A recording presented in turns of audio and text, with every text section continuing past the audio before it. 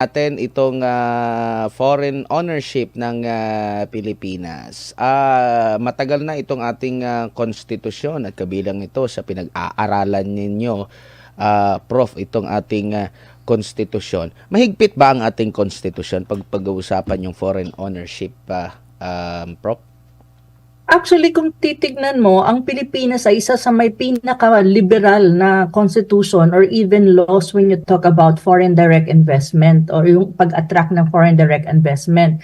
At kung titignan nyo din ang sitwasyon ng Pilipinas, may mga batas na actually were amended and at the same time were enacted during the time of President Duterte precisely para magkaroon ng mas magandang climate in terms of regulations, na magkaroon pa ng attraction para magkaroon tayo ng mas maraming FDI. Ano ko lang i-mention ko lang para maintindihan ng mga tao na yung sinasabi nating lifting of economic restriction ng Constitution, it is one of the possible, possible tool or area by which you can actually set the climate in the Philippines na magkakaroon ka ng mas maraming investment na foreign investments na papasok sa Pilipinas. However, it's not as if like it's the solution to the problem. And on the other hand, sa economic problem ng bansa, especially when you talk about attracting FDI. And on the other hand, dapat natin maintindihan na during the time even of President Duterte, may mga batas na naamyendahan at may mga batas din na in-enact to actually set the tone for the country to attract more foreign investment. I-mention ko lang kasi importante ito maintindihan ng mga tao. The first thing that we have to understand is during the time of President Duterte, nagkaroon ka ng tinatawag na Corporate Recovery and Tax Incentives for Enterprises Act or yung tinatawag mong CREATE. Tapos nagkaroon din ng amyenda doon sa Retail Trade Liberalization Act or RTL at nagkaroon ka rin ng amyenda doon sa Foreign Investment Act and Public Service Act. These are all moves during that time of the President Duterte administration para nga magkaroon mas liberalize ang Pilipinas when you talk about attracting foreign investment. Unang-una, yung CREATE, yung batas na CREATE, it lowers the corporate tax rate from 30% to 25%. This number will be reduced by 1 percentage point per year from 2023 to 2027, 2023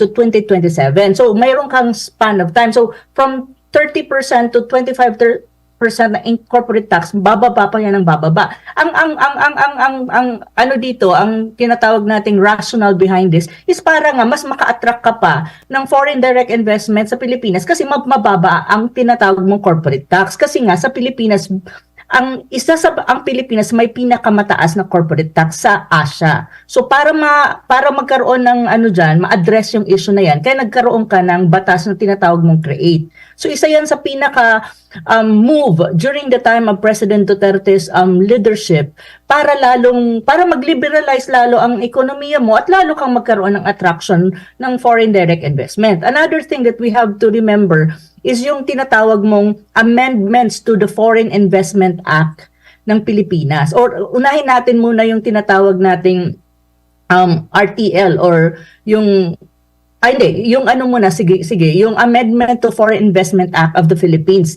Nangyari yan sa panahon ni Duterte din. Ano yung ibig sabihin nun? Anong pinaka-importanting doon? Ang pinaka-importanting provision dyan na kung saan it has something to do with attracting foreign direct investment sa Pilipinas is yung tinatawag mong ownership.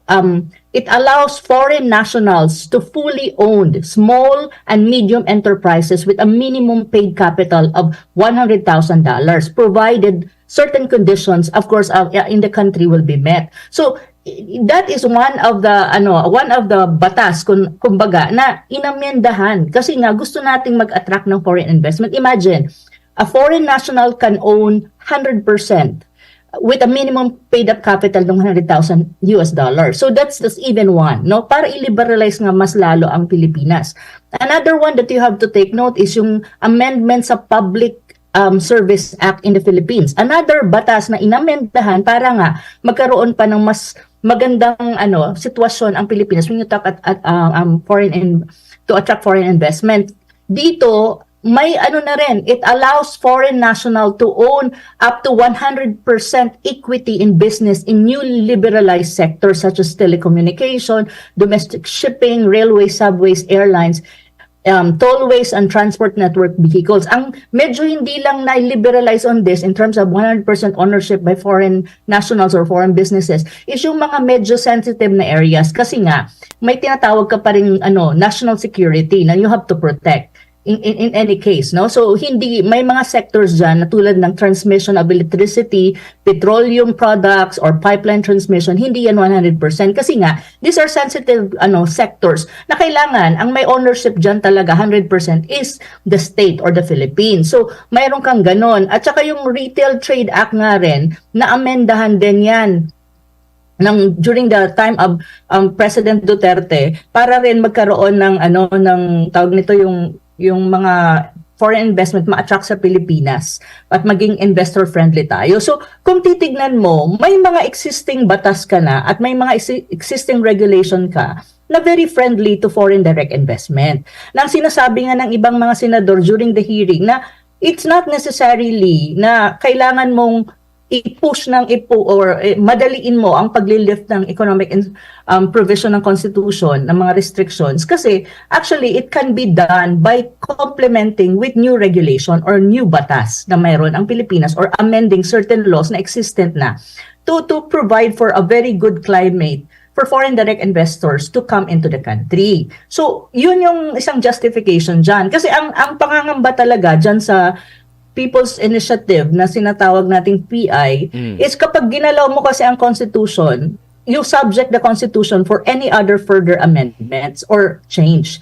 Na kung saan, isa sa mga issue na pinangambahan ng hindi lang ng mga senador, even ng majority of Filipinos, especially yun na nakakaintindi sa issue, is baka galawin din yung restriction in terms of term limits ng mga officials. Like for example, term limits of the President, term limits of the Vice President, Senators and all, na i-extend mo din. So, that would lead to something else. Like for example, an issue of perpetuation of power of people who are in government right now or the political establishment that we have. So, yun yung mga usapin dyan na kung saan kaya nagkakaroon ng debate tungkol sa usapin ng constitutional change or yung PI na pinopropose ng Kongreso or ng lower house. Opo. Prof, so, yun. Kung pag-uusapan nga ito para sa ating ekonomiya, nagamit na ba ng husdo? Kasi sabi mo nga, pinakaliberal o isa sa mga pinakaliberal yung ating, kung pag-uusapan itong foreign ownership or baka pwede namang remedyohan para mas maging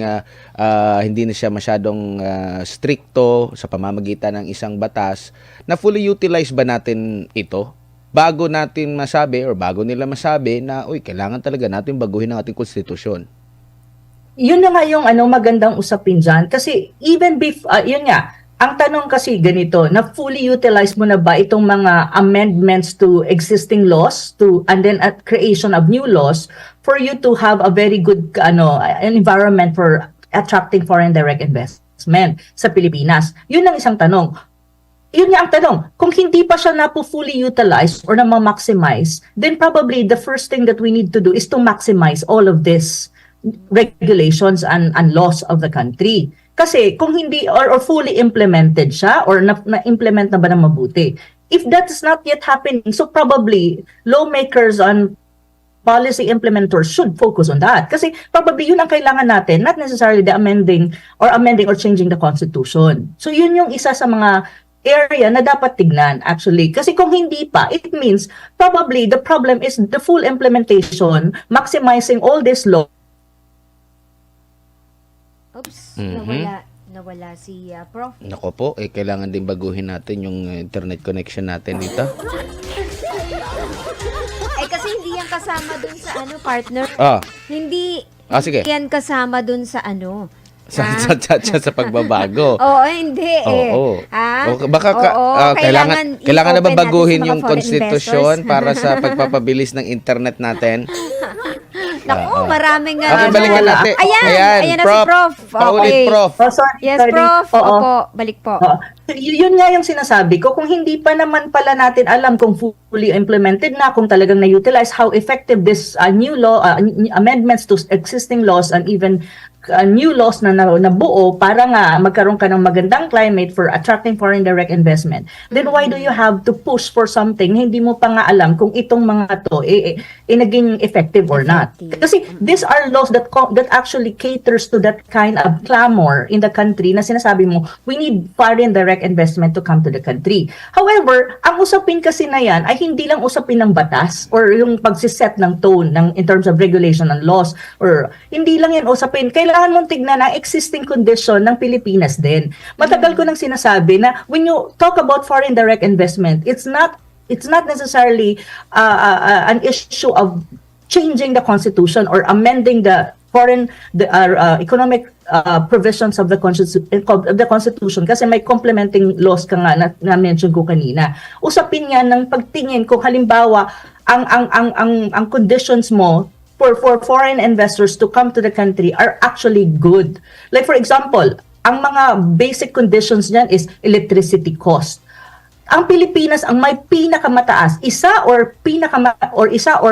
sa may pinakamataas when you talk about power cost in the region. Tayo yun, mas mataas tayo kaysa sa Indonesia, Singapore, Malaysia, or even China. So when you even just one factor, iyan lang na factor na yan, it discourages foreign direct investment to come to the country kasi mataas ang power cost mo. So that is one factor na kailangan tignan at i-address even before you talk about amending the constitution or amending or lifting the restriction in the economic provision of the constitution. Pangalawa, when you talk about communication cost, when you talk about basic goods like food cost.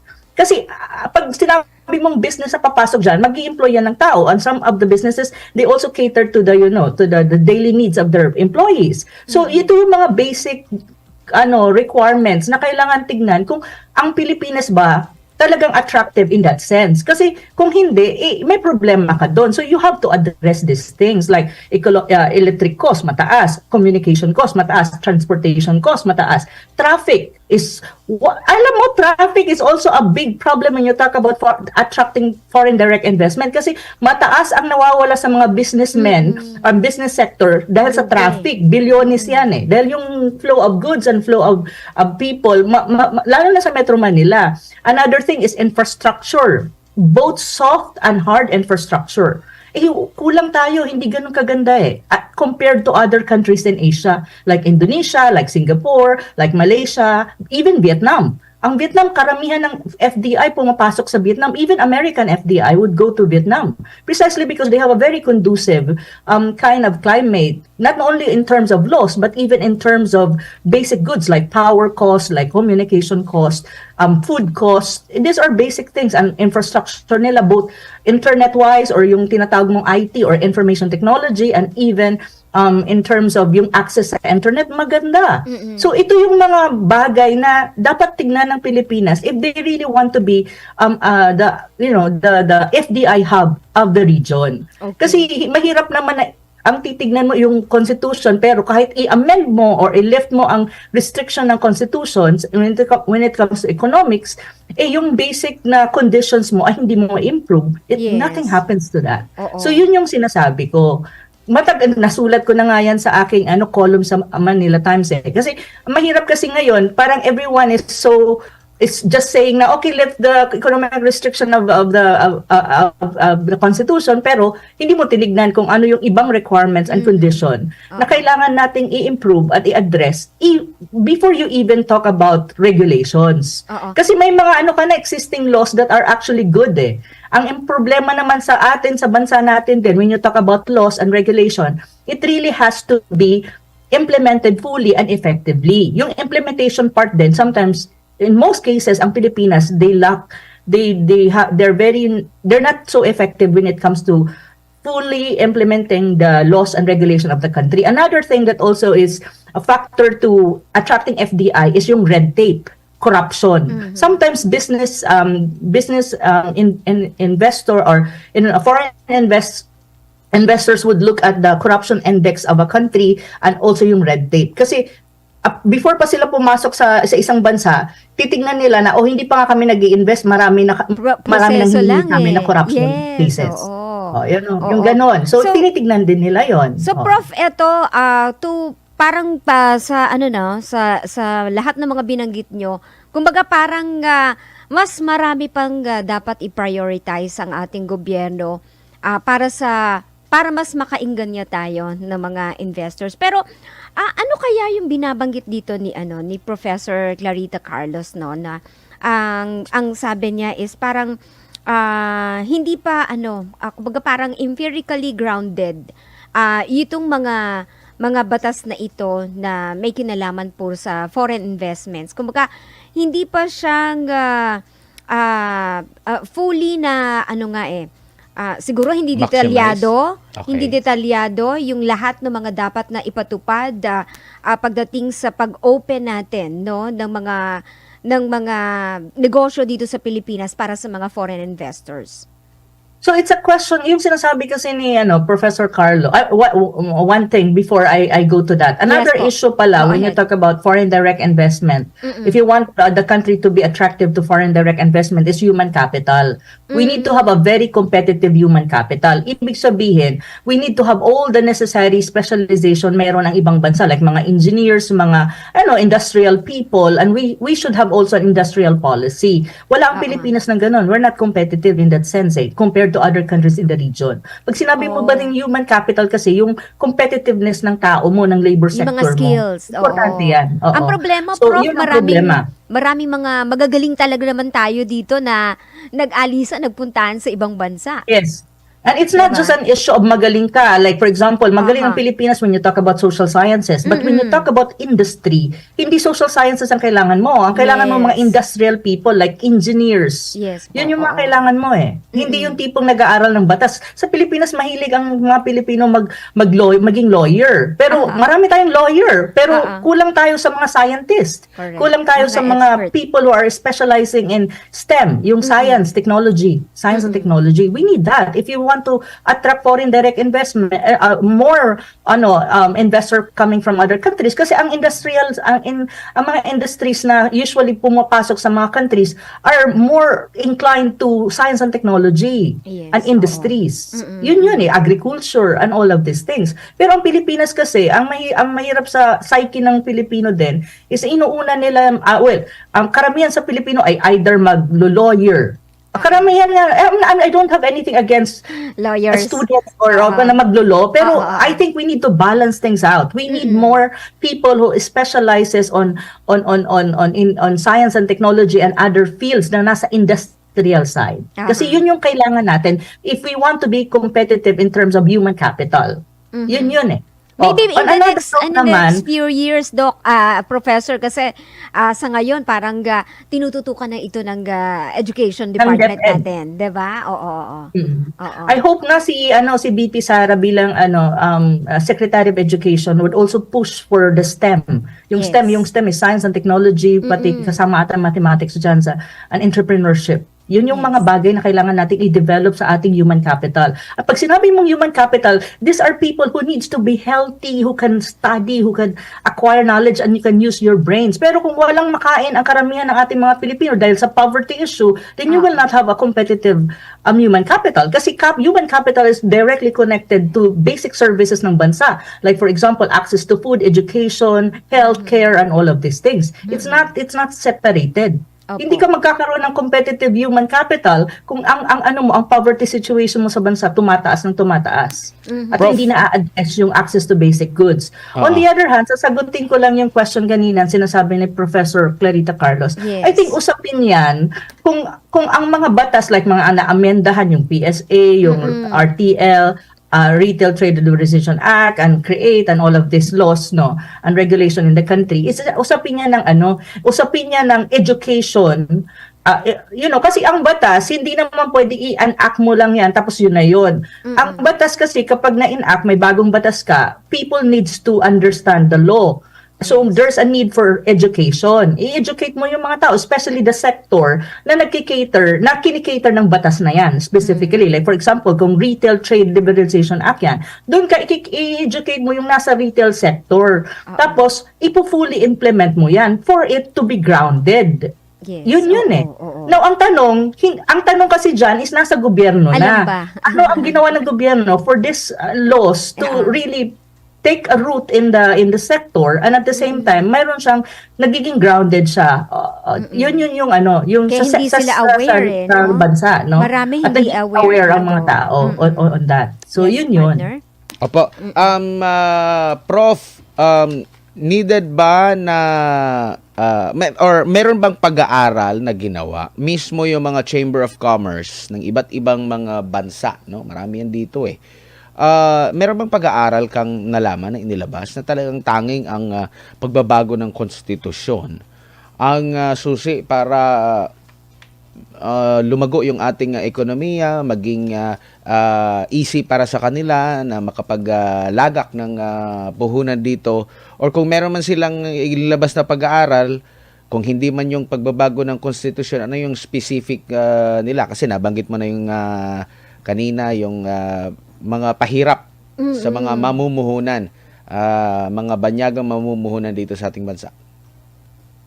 So far as I'm concerned, wala pa akong nakikitang authority study talaga from any chamber of commerce or even from the academic side. Probably I'm not aware only na talagang nagsasabi na only the constitutional change or amending the economic provision of the constitution, kasi restrictive daw, yun yung solusyon sa problema when you talk about attracting and setting the tone na magkaroon ka ng more foreign direct investment sa Pilipinas. Thus far, I am not aware of anything. So, probably I'm not aware kung meron man, pero as far as I'm concerned, wala pa akong nababasang ganon. Na the only solution is just, to lift up the economic restrictions of the Constitution. I don't think so. So, I'm not sure. Because for me, I don't believe in it, to be very frank. Kasi ang naririnig lang natin din kasi, Prof, panay dito sa mga mambabatas na nais. Oo. No, wala talaga tayo yung parang galing talaga sa mga kasi nung one time, medyo may katagalan na rin 'yon. Naka-attend ako ng parang media briefing ng isang ambassador ng Malaysia to the Philippines.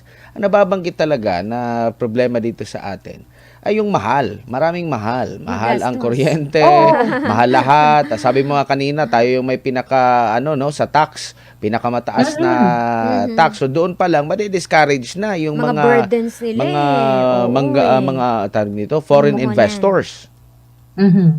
Kaya nga, 'di ba, kaya nga sa panahon ni President Duterte, inano nila yung CREATE, 'di ba? Para bumaba ang corporate tax mo. Ang kailangan kasing tignan diyan sa CREATE is na-implement na ba ng mabuti yan? At kasi kailangan mong pag-aralan yan. Like for example, yung batas na CREATE na in-act siya, then it has to be implemented. May IRR, implementing regulations, kumbaga. So, titignan mo kung ano na ang nangyari sa implementation, ano na ang impact noon when you talk about foreign investors na pumapasok sa Pilipinas, mas nagiging attractive ba tayo? So, kailangan kasing pag-aralan yan at saka tignan kung kumbaga tignan mo yung impact at saka doon ka mag-i-evaluate kung effective yung batas o hindi. And probably that's the time you conclude na you really need to change the constitution by lifting the economic provisions. Pero kung wala ka pang ganung pag-aaral, I think the first thing that, the implementers of the laws and regulation of the country is to implement these laws and see and evaluate kung effective siya o hindi. Kasi how can you possibly make a conclusion na sinasabi mong you have now to lift the economic restriction of the country kung hindi ka nagkakaroon ng evaluation sa mga bagong naamyendahang batas at existing laws na kung saan ito'y tumutulong para magkaroon ka ng magandang klima or magandang tone for foreign direct investment to come to the country. Kasi you always have to have basis in proposing certain things. Mahirap naman kasi kung magpo-propose ka, wala ka namang basihan. 'Di ba? Tama. So yun yung isa sa mga arguments diyan eh. Kasi ako, probably, I believe in lifting the restrictions. Pero sa akin kasi, that is just one area.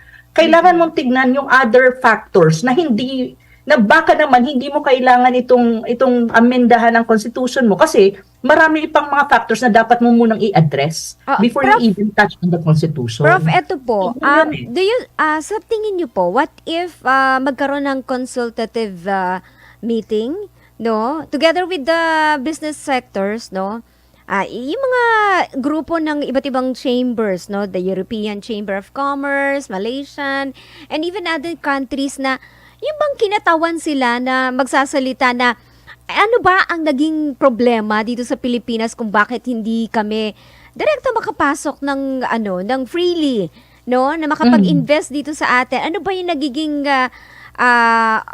kumbaga hindrance, no? Probably para malaman natin kung eto ba tang constitution na to, pagbabago sa constitution na magiging sagot, or yung mga inilatag nyo kanina na mga factors.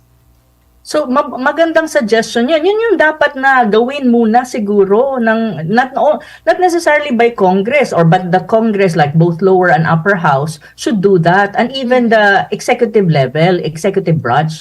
Na you make an evaluation and probably do some kind of in-depth research and an interviews or focus group discussion with relevant sectors and relevant people para malaman mo kung ano ba talaga ang problema given the existing laws na meron at saka yung mga amendments na ginawa sa PSA, sa RTLA. So lahat yan dapat evaluate para malaman mo kung ano yung kulang before you even talk about the constitutional amendments or constitutional change, kasi you don't have a justification bakit ganyan ang positioning natin ngayon, 'di ba? Like people are pushing like for example, Congress is pushing for changing the consti or amending the consti. The president, as far as President Marcos Jr. is concerned, he is saying that he is in favor of lifting the economic provision of the Constitution. But ang tanong kasi, what is the rationale behind? What is the justification behind? Because before you even move for something, you need to have those justifications. At kailangan may prueba ka. Like for example, kung yung suggestion mo na nagkaroon ka ng consultation with all the business sectors, may it be foreign and local, tignan ano ba ang sabi nila? Kailangan mo ba ng amendahan ang constitution para pumasok para sila mag-invest sa country, like for example the Malaysian, the Chinese, the Indonesian, the EU and the Americans? Baka naman kasi hindi ganoon ang sagot. So ano talaga ang issue ng PI? So doon mo malalaman Kasi ang nangyayari sa Pilipinas, we push on certain things without even trying to justify it properly. Na may proper justification ka, may basihan ka, may hard facts and hard data ka. We are not like that. Unlike other countries, before they move on to something critical like amending the constitution, they base everything on hard evidence and hard facts and hard data. Ibig sabihin, tangible. Nakikita mo, may figures ka, may evaluation ka, mayroon kang mga testimony coming from different sectors na very relevant dun sa issue or like sa sector na yan. So, yun dapat. Pero ang nangyari sa Pilipinas, we argue, nagkakaroon ng gulo ang Senado at saka yung Kongreso. Pero at the end of the day, hindi natin makita ano ba talaga yung basis. Why do you have to push for the lifting of economic restrictions when you don't really have a solid research or basis for it? Basta sinasabi lang natin for foreign direct investment to come to the country. Pero pag hiningi mo yung solid na basihan with all the data and even testimony coming from the sector relevant to this issue, wala. Yun diba? So, yun yung mahirap sa Pilipinas, to be very frank. Ganun tayo Kaya hindi tayo umuunlad, to be very frank din Nakakalong. Nabuksan doon sa pagdinig, dito muna tayo sa AKAP bago doon sa kontrobersyal na PI na yan. Sinabi po na meron po kayong pirma doon. Naging controversial na rin yung AKAP. Alam niyo, yung mga pirma-pirma talaga, basta pinag-usapan yung pirma, may magic, makakaloka. Magaling sila sa pirmahan. Ang nangyari, kinukuha yung mga e-signature namin lagi. Tapos, bibigay namin yung e-signature, tiwala naman kami na talaga naman gagawin nila. Ngunit, hindi ko na maakalain, may mga sangkatutak na house insertion, kinabit-kabit lang yung mga e-signature namin, di naman namin alam dahil, eto nga, sabi nila house insertion, wag kayong makikialam. Kaya tayan, yung AKAP, nandyan yung signature namin, nagulat rin kami ni JV at ni Senator Bato. Tapos, pati yung infrastructure, yung sa DPWH, siya, yung dating secretary, si Mark Villar, nakapirma rin siya, pero di naman niya alam. Tapos yung unprogrammed, sangkatutak na unprogrammed din, ang daming insertion. Sinasabing nakapirma kami kasi talagang e-signature, sila lang nagkakabit at wala naman kaming inaakalang masisigitan ng kalokohan at higit sa lahat, bilyon-bilyon. Kaya na siya kaming lahat. Bakit po kaya ganyan yung budgeting? Natanong yan ni Senador Bato, Senadora, dahil ang tamang budgeting, magre-request ang isang ahensya ng gobyerno na pondohan ng Tama. Kongreso, pero ito, hindi naghihingi ang ahensya, si Kongreso na ang nagkusa at binigyan ng pondo. Bakit po kay ganon? Ewan ko ba? Ang masaklap, eto, nabulagta ako dahil parehong hawak ko yung COMELEC na dinagdagan. Yung 2 billion, isipin mo nagkaroon ng tsa-tsa pondo, yung 15 billion total. Wala naman dun sa request nila. Hinihingi nila yung sa pangdagdag sahod, yung kanilang mga opisina, ganoon. Pero wala silang hinihinging tsa-tsa. Tapos, nasa committee ko na naman, yung sa DSWD, wala naman hinihingi AKAP kasi halos pareho lang naman nung AX. Bakit naman idodoble pa yung project? At alam naman natin, katulad nung 4Ps, nung nag-umpisa yan, 2007, ipapilot mo muna ng sangkatutak na lugar, ng ilang taon para makita kung nag-work yung project o palpak. Ito, biglaan, nung tinanong ko yung DSWD, sabi nila, foreign po, ma'am, hindi namin alam. Naku po, sabi ko kung yung DSWD, hindi alam. DBM, walang malay. Abay, paano ba yan? Lahat kami walang alam. Ma'am, Pero lahat nakikialam. Oo. Naman. Yun nga po. Ma'am, kung kayo po ay nagbubusisi ng budget ng isang ahensya ng gobyerno, talagang sinasala talaga ng mga mambabatas yan. Pero nakakalusot. Katakot-takot na debate pa, sinabi mo. Oo. Kasi pag tinanggalan mo yung isang ahensya, saan mo ilalagay? Pag dinagdagan mo yung isang ahensya, saan magsusource ng pera? Parating mahirap Talaga namang sinasabi nga, pag maikli ang kumot, matutong bumaluktot. Ito talaga, hindi sila bumabaluktot. Dagdag ng kung katakot-takot na insertion. Opo, ma'am, yung AKAP po ba, ma'am, meron na pong nabiyayaan, nabigyan ng pondo kahit walang malinaw na guidelines? Hindi ko alam. Sa totoo lang, wala akong alam. Kasi nga, nagulanta lahat kami. At yun nga, DBM, di malaman kung paano daw i-release at wala pang IRR. Ang DSWD, sabi nila, foreign, alien daw. Kasi natawa naman kami. Kasi nagkakamot ng ulo yung DSWD. So, eto kami, nagugulat sa mga pangyayari. At kung tutuusin, ang laki-laki na itong mga halaga. Hindi naman to mamera lamang, hindi to barya-barya. Hindi, malalaking amount. Ngayon, ang masakit dito, nabawasan, halimbawa, yung sa agriculture, wala naman halos dagdag. Samantalang alam natin, El Nino. Alam natin na wala naman dagdag halos yung irrigation budget. Wala naman ibibigay sa ating mga iba't ibang magsasaka tungkol sa kanilang investment, improved seed, wala namang ini-impact na drought and flood resistant rice stock, wala namang gano'n. Saan napunta yung pera? Tapos mamimigay ng barya-barya, nanlilimos yung taong bayan, kawawa naman tayong Pilipino. Oo. Tapos, pero kung ma'am, halimbawa pag may proyekto ang gobyerno at walang malinaw na guidelines, dapat hindi mo na ito itutuloy ay magbibigay na ng ayuda. Well, talagang dapat hindi. Tapos nagulat din kami kasi doon sa isang sinasabi lang draft guidelines ng AKAP, meron pang BOA with the LGU na ipambibili daw ng bigas. Ibibigay na lang daw sa bigas.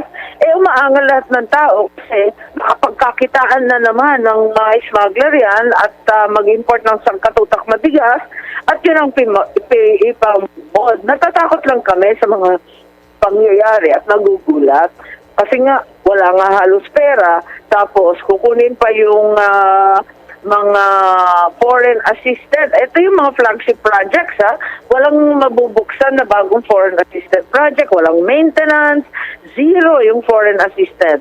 Nagulat naman ako, first time in history. Tapos yung agriculture halos ganun lang. Yung health, alam natin, kulang na kulang yung mga ospital. Lahat yan naubos sa MAIP, TUPAD, etong AKAP na wala naman maliwanag. At dun sa program, ang dami-daming bilyon-bilyon, nakasabi lang doon, social programs, nakasabi lang doon, infrastructure, ano kaya yun? Ma'am, kanina sa isang panayam po kay Secretary Gatchalian sa isang himpilan, inamin niya na wala doon sa ipinasa nila na budget proposal itong AKAP at nalaman na lang nila nang natapos ang bicameral conference na na-approve na ng GAA at laking tuwa naman nila. Oo. Paano nangyari? Pwede na pala mag-budget. Pwede na hindi mag-budget pala yung mga ahensya ng gobyerno at hayaan si Kongreso na lang. Tama, sinabi mo. Kaya nga, hindi nga lang, maski Senate, pwede na rin hindi mag-budget. Kasi nagugulat na lang kami. At ididikit pa yung e-signature namin. Ako, yung mga perma na yan, perma sa plebisito, perma sa budget, ginagamit lahat ng perma. Ano ba yan?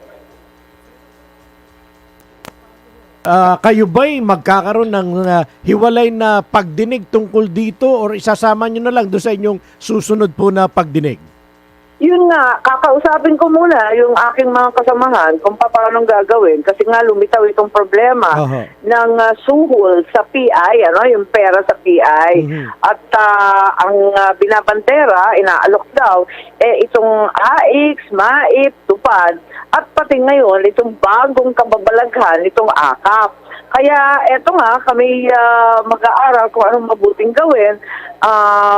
At ang kinakailangan, kasi nakakagulat tong AKAP, di ba? Biglang may memo, kasundo ang ating mga LGU. Kaya nabibigla kami at gusto namin malaman kung talagang may kinalaman ito sa PI. Kasi may bali-balita na ipinangako to sa mga LGU na lumampas ng 3%, yung iba umabot pa nga ng 30%, 50% signatures para lamang madali itong mga inaalok. Nako, so ibig sabihin na Senator Amy, kailangan din talaga na mapagtuunan ninyo ito ng pansin para naman once and for all. Tama yung sabi nyo, ang dami-daming ahensya na nangangailangan, ang daming problema. Dapat doon mapunta yung pondo, hindi dito. Iyon na nga. Tapos talaga naman kinakawawa na tayo masyado. Yung mga tao manlilimos para sa AIX, para sa ayuda. Kakaprasong barya lang yan. Samantalang yung pera na talagang inilaan para sa kanila bilang magsasaka, bilang PUB driver, malaki-laki dapat. Imbes na ganito, sana hanap buhay na lang. Pang kabuhayan, yung eskwelahan, Hospital. Diba? Yung hospital. Di sana yun na lang ang tinutukan. Imbes na barya-barya na 1,000, 2,000, suhol pa natin. Ano ba naman yan? Senadora, meron ka ring nabanggit na patungkol doon sa DPWH, yung sa mga Yung infrastructure. sinabi ko, yung foreign assisted. Lahat ng malaking project sa Pilipinas, halos foreign assisted. Kasi hindi natin kaya ng sarili natin. So, usually, magpapautang ibang bansa, di kaya may utang at saka may grant. Pero may yung Pilipinas dyan.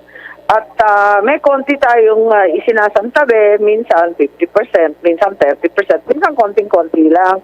At itong bahagi na tinatabi natin, yun yung dapat nasa budget natin kasi nakareserba na siya para sa malalaking project. Wala. Isipin mo, lahat ng foreign assisted project, ni isang kusing, zero.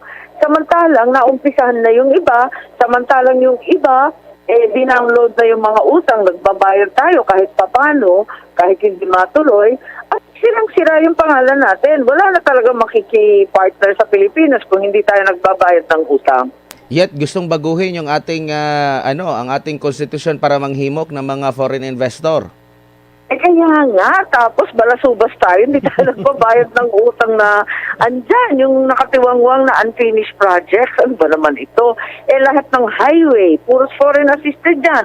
Lahat ng malalaking tulay, airport, puerto na inaasahan ng tao at inaasahan sana ng foreign investor, wala na. Ginawa nilang zero.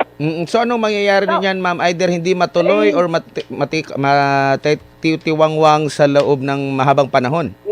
Yes, talagang madidelay ng bonggang-bongga yan hanggang bigay natin ang ating parte. Di ba? Ganyan naman talaga eh. Yung share natin, kailangan ibugan natin. Ano? Tapos, yung sa right of way, eto pa, di ba, malaking issue yung right of way kasi hindi binabayaran yung mga may-ari ng lupa. Samantalang binigyan na nila ng puwang yung gobyerno, mabayaran lang sila ng kanilang lupa. Billion ang utang. Sa 6 billion yata utang.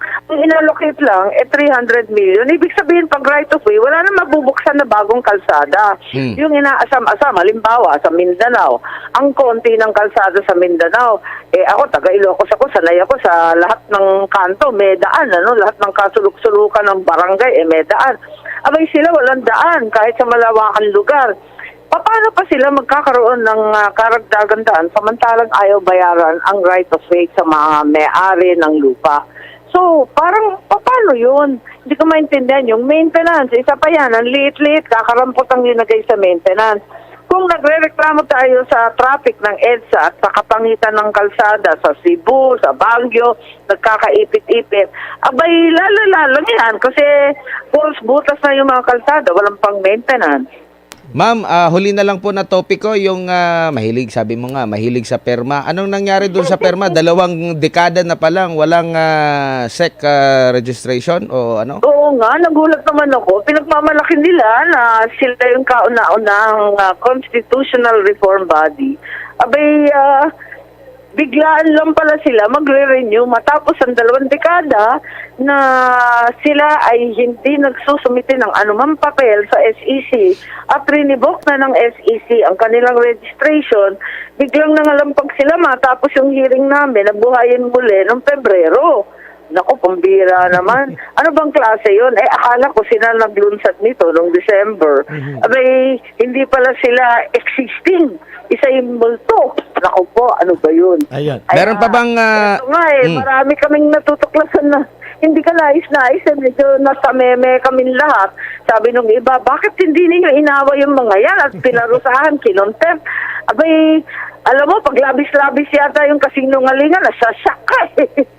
Oo, pag sa camera yan, mabilis yan ma-contempt, ma'am. Pero, Senadora, ito nga, ano... Pero ang importante kasi sa amin, madali mag-contempt kung iko-contempt. Pero ang importante, lumabas yung impormasyon. Kasi ang tao ayaw magsalita. Maraming takot kasi opisyal ang involved. Aminin na natin, mahirap talagang makalikom ng katibayan pagkat syempre may nervous yung tao magsalita. Kaya hinahayaan namin ang hinahayaan para matuklasan yung katotohanan. Meron pa ba kayong hiniling, ma'am, na lumitaw sa susunod po ninyo na pagdinig o kinakailangan may Walang dami sumiti sa inyo? nilang, meron attorney Red na sila ay panayan turo dun sa attorney Red. Tapos yung bayad, yung napakalaking bayad na 55 million kay Greg Garcia. Wala namang resibo, wala namang voucher, wala namang donor tax, walang record sa BIR, laki-laking halaga. Yung 55 million, bahagi lang pala yun ang 212 million na program para mag-add. Unang-una, nagtataka ako, ba't kailangan pa na i-advertise kung People's Initiative? Nung kung talagang nanggaling sa tao na yan, bakit mo kukumbinsin pa yung tao nanggaling pala sa mamamayan? Mag-advertise ka lang kung hindi pa kumbinsido at talagang nanggaling sa politiko. So yun ang aming problema. Ayun. Kung paano ibuo itong kwento at ang dami talagang butas. Ayoko na nga mag-hearing kung tutuusin. Sana sila na lang kusa magsabi kung ano nangyari para mas madali. Ayoko naman makipag-away o pahiyain yung tao. Ang nais ko lang ilabas yung katotohanan para mabuo natin. At kung may dapat sumagot o may dapat parusahan, dapat managot sila kasi pera ng pamahalan yan. Alright. Senator Amy, nabanggit niyo yung katotohanan. Plano ba niyong iporsige na makilala pa yung sinasabi ni Oñate na iba pang mga contributor? Hanggang ngayon, ayaw pang sabihin, ang labo nga. Kasi sabi ni Oñate, bibigay daw niya yung pangalan. Tapos nung ikalawang hearing, hindi na niya mabigay kasi ayaw daw ibigay. Sabi ko, ano naman masama nun? Kung kaya mo naman mag-donate, di ipagmalaki mo pa. Talagang isang mamayang kang may paninindigan, ba't mo naman ikahihiyain at sino naman papatay sa'yo? Bakit may security risk pa? Ganun pa man, ang sabi niya, ayaw na bigay yung pangalan, kaya sinuli na lang daw niya, tapos siya na mismo ang nag-donate ulit nung kalahati pa. So yung buong 55 million, Galing na sa sinagot kanya. Nakakaloka kasi ang sabi niya, I donated to myself na lang. Ano ba yun?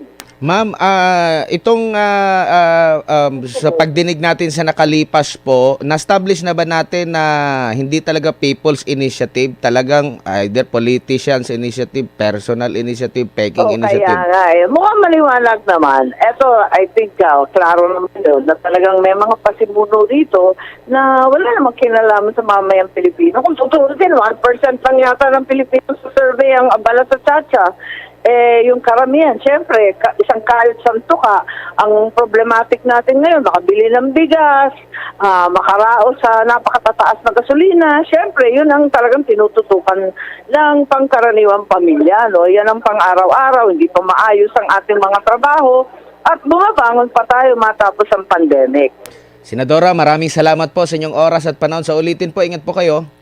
Thank you very much. At sana magsabi na lang sila ng totoo, matapos na ito at bumalik tayo sa tunay na trabaho natin na sa pagunlad at pagbigay ng trabaho at murang bilihin sa Pilipino. Maraming